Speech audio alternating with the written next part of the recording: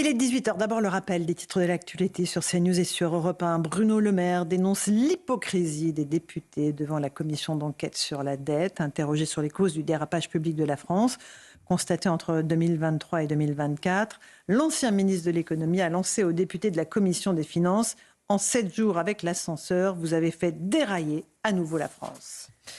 Nos agricultures ne seront pas sacrifiées au nom du siècle passé. En déplacement en Pologne ce jeudi, Emmanuel Macron a martelé son opposition à l'accord de libre-échange conclu entre l'Union et le Mercosur. Varsovie s'y oppose également. Le président est en train de rentrer à Paris pour s'occuper des affaires de la nation. Donald Trump, désigné personnalité 2024 par le magazine American Time, le républicain au centre d'un comeback politique époustouflant, avait déjà reçu cette distinction en 2016 lors de sa précédente élection à la présidentielle. Une année 2024 marquée bien sûr par son élection, sa condamnation par la justice et 2 tentatives d'assassinat dont il a été la cible. Et puis 433e jour de détention pour les otages retenus par l'organisation terroriste du Hamas dans la bande de Gaza. 2 de ces otages sont français, ils se nomment Ofer et Ouad. Nous pensons à tous ces otages ce soir et à leurs familles.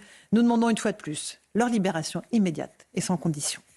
18h02 sur CNews et Europe 1. Louis de Ragnel nous fait le plaisir d'être là. Bonsoir Louis. Laurence. Rachel Kahn est là.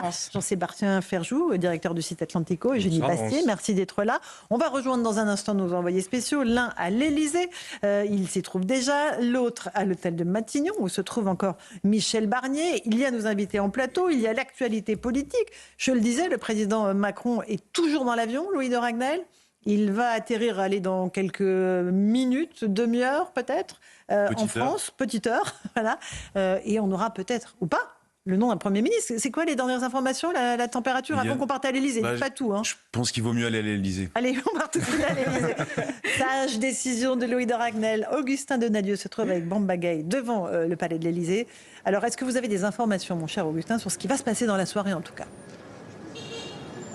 Alors ce que je peux vous dire, Laurence, c'est qu'ici à l'Élysée, toujours pas de fumée blanche, et pour cause. Emmanuel Macron est dans son avion présidentiel, retour de Varsovie, la capitale polonaise, un retour anticipé puisque la décision a été prise à la mi-journée de rentrer précipitamment ici à Paris, et pour cause. Vous connaissez la situation actuelle du pays, le Premier ministre n'est toujours pas nommé.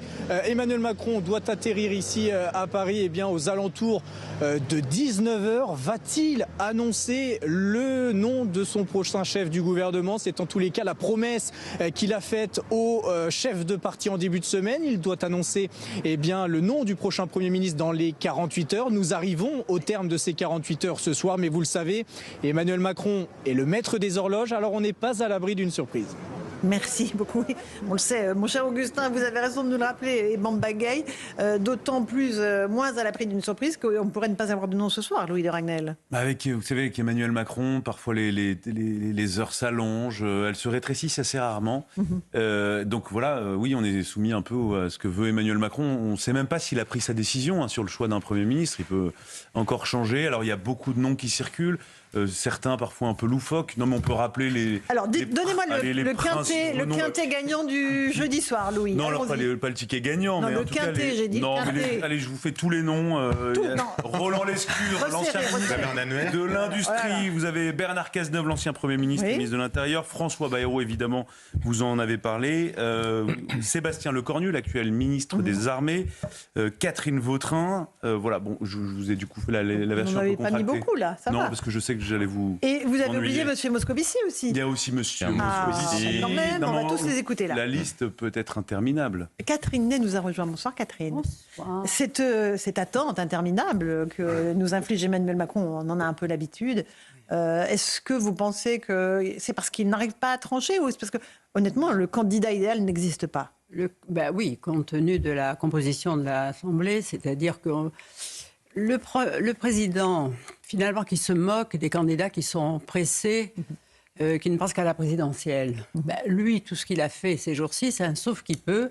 Comment j'essaie de trouver la formule magique pour pouvoir terminer mes 3 ans tranquilles. C'est-à-dire sans dissolution, sans 49-3, avec qui? Voilà. Mais là, est-ce qu'il choisirait un proche? Est-ce qu'il choisirait... on sait qu'il est très ami avec Sébastien Lecornu. Là, aux dernières nouvelles, le chouchou, enfin parmi tous ceux, les noms énoncés par Louis, c'est Roland Lescure. Roland Lescure, très bien. Il plaît au secrétaire général parce qu'il est de gauche, enfin il est le fils d'un journaliste de l'Humanité et d'une mère qui était à la CGT, donc Fabien Roussel le regarde avec l'œil de Chimène. Et il est polytechnicien, et quand même il a été président d'un fonds de pension au Québec, c'est-à-dire un libéral, voyez. Mais il est contre la loi immigration de Retailleau. Il a dit qu'il ne voulait pas une nouvelle loi. Il était contre celle de Darmanin à l'époque. Et très virulent vis-à-vis des... Très virulent. Il aimait beaucoup le CETA. Très virulent, voilà. Ah bon, et alors donc ça ne serait pas un chiffon rouge agité sous le nez de Marine Le Pen? Ça commencerait mal, parce que Mme Le Pen a déjà dit que lui... elle n'en voulait pas. Elle n'en voulait pas, voilà. Mais elle n'a pas été consultée. Elle n'a pas, donc, mais enfin, aux dernières nouvelles, c'était lui. On disait oui, c'est lui. Florian Tardif. Pardon. Est-ce que vous savez pourquoi ça bloque? Non, mais vous allez me Tout dire. simplement parce que Emmanuel Macron reste traumatisé par l'expérience vécue avec Michel Barnier. Il adore, et on le dit depuis des années, être au centre du jeu. Or, Michel Barnier ne le tenait quasiment jamais au courant de ce qu'il souhaitait faire. C'est-à-dire qu'il a perdu la main. Et pourquoi aujourd'hui n'arrive-t-il pas à trancher? Alors certes, c'est un petit peu dans son ADN, me direz-vous, mais c'est surtout parce qu'il souhaiterait nommer un très proche. Il souhaiterait garder la main. Monsieur Le Cornu, Catherine Vautrin, Roland Lescure, c'est pour cela que ces noms-là circulent dans la presse.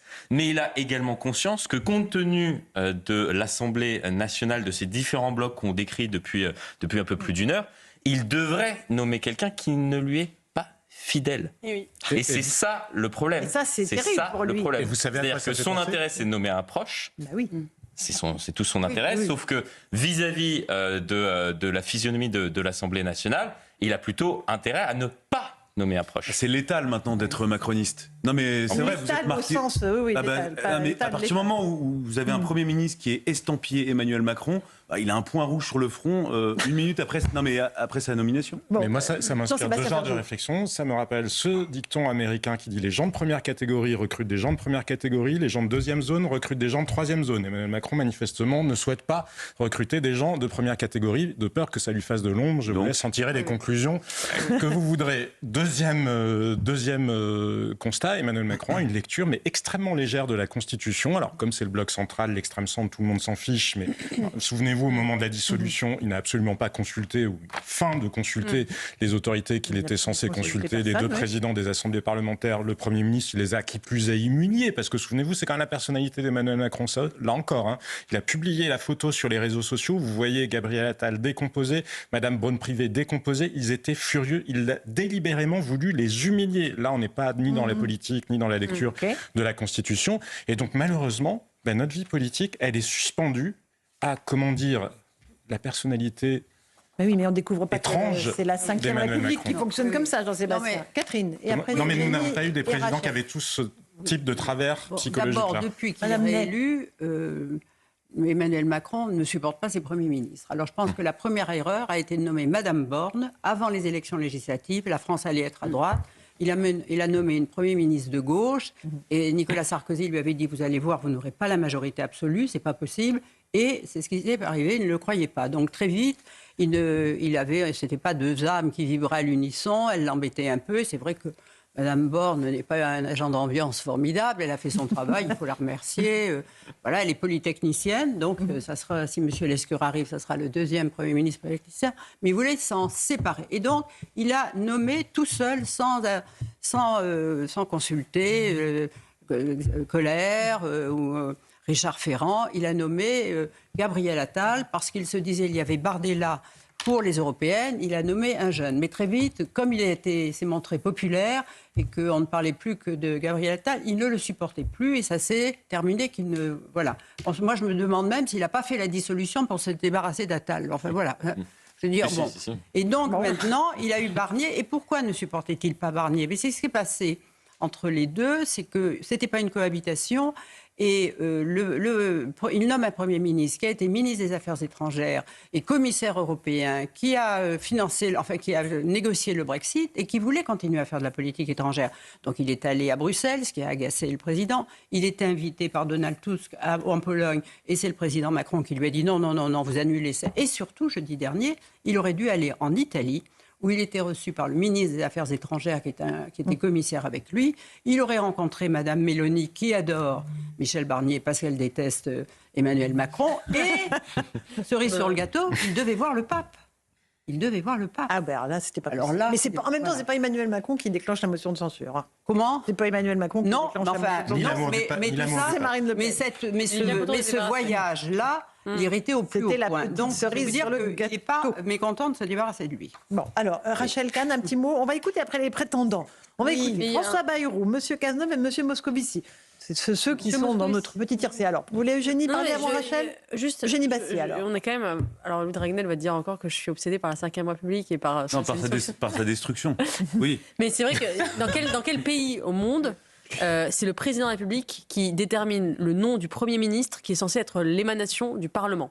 C'est quand même un problème institutionnel. C'est normalement, ça devrait être les parlementaires qui se mettent d'accord pour déterminer un nom et qui le soumettent au président de la République qui ensuite l'approuve ou pas. Mais y compris dans la Ve République. Mais oui, y compris. Et là, c'est non. Je vais vous faire une surprise. Ça va être sorti du chapeau. Ça ne devrait pas être une surprise. En fait, ça devrait être le résultat de tractations.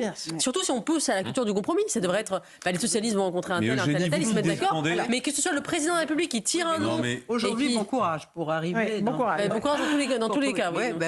Rachel, je voulais juste tenter. Répondre à Eugénie. D'abord, c'est Rachel qui a la... Personnellement attaqué quand on attaque la Ve République, bizarrement. Non, vous m'avez attaqué. Madame Kahn, vous avez la parole, allez-y. Je voulais juste... Les téléspectateurs vous écoutent. Merci. Je voulais juste tenter d'ajouter une note positive, notamment par rapport à ce casting et notamment par rapport à M. Lescure.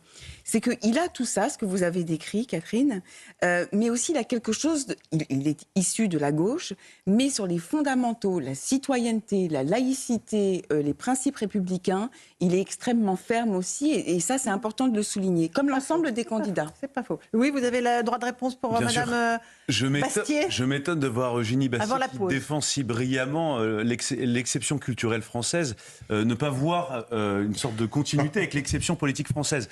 Parce que réellement constituante tous les deux. Mais non, mais fermez-vous à Versailles. Et par ailleurs, c'est parce que la Ve République a été totalement déréglée qu'on en arrive à cette situation. Pas par les hommes.